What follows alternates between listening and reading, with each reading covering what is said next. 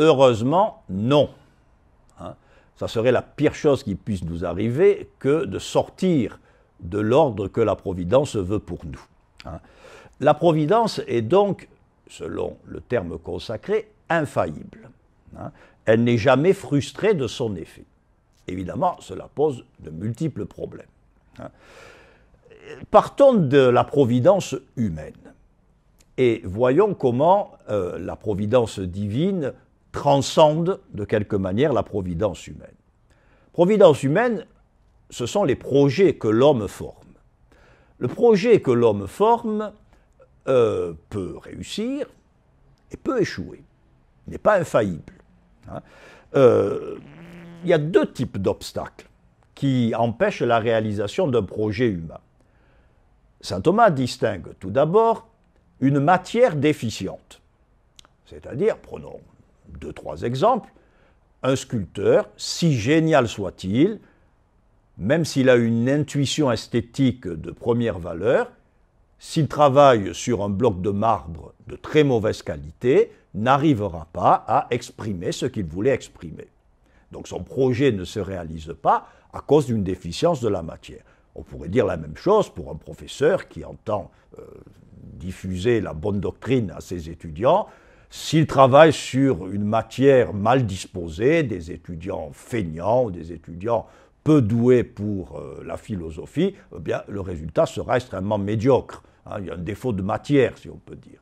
Ou pour prendre l'exemple que nous prenions à propos du hasard, les parents ont pu tout combiner, faire en sorte que le garçon et la fille se rencontrent, mais s'il se trouve que le garçon est foncièrement allergique aux jeunes filles qui ont de la barbe, eh bien il se trouve que dans ce cas ça ne fonctionnera pas, puisqu'il y a défaut de matière. Hein.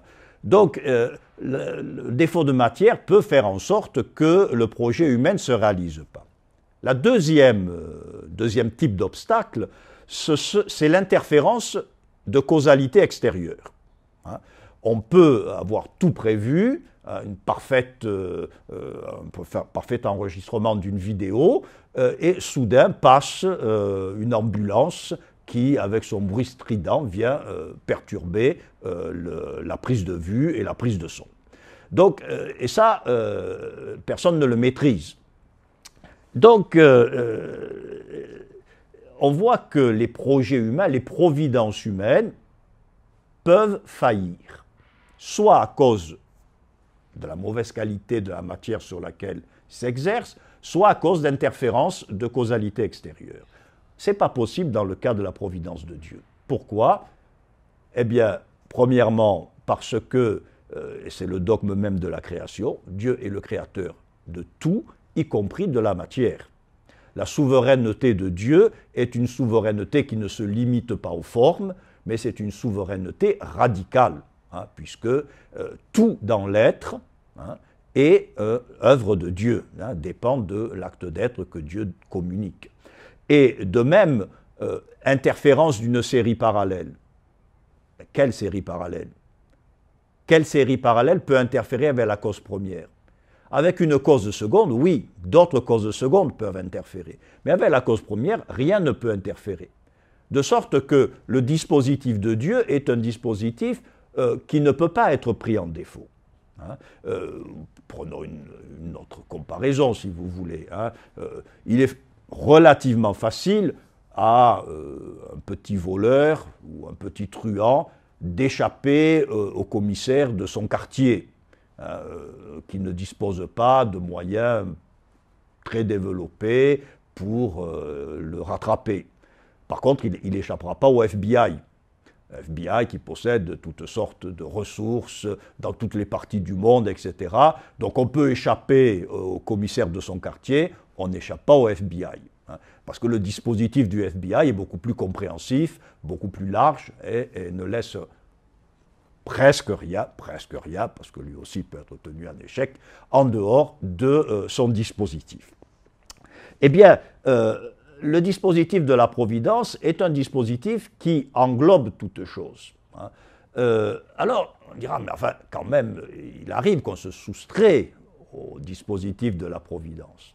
Oui, mais c'est pour mieux y retomber. Hein. C'est-à-dire que, prenons un exemple, hein, il est clair que, rencontrant un pauvre dans la rue qui me demande de l'aumône, ce que Dieu veut dans sa providence, c'est que je vienne à son aide. Hein? Je peux ne pas le faire, parce que je suis agacé, que j'ai autre chose à faire, j'estime que ce n'est pas le moment de me demander l'aumône, etc. Bon.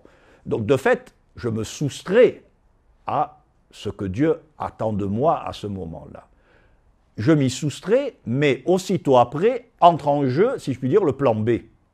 C'est-à-dire que Dieu va récupérer dans son dispositif providentiel cette faute que j'ai commise.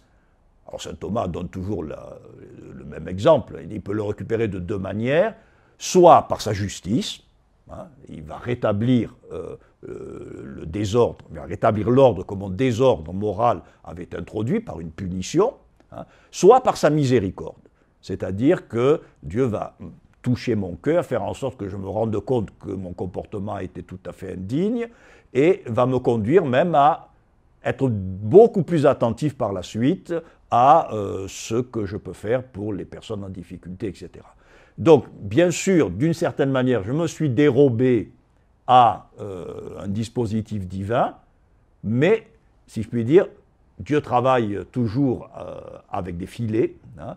Il a toujours, dans son dispositif éternel, prévu de toute éternité que, suite à tel faux pas, eh bien, cet acte serait réintégré dans le dispositif de la providence.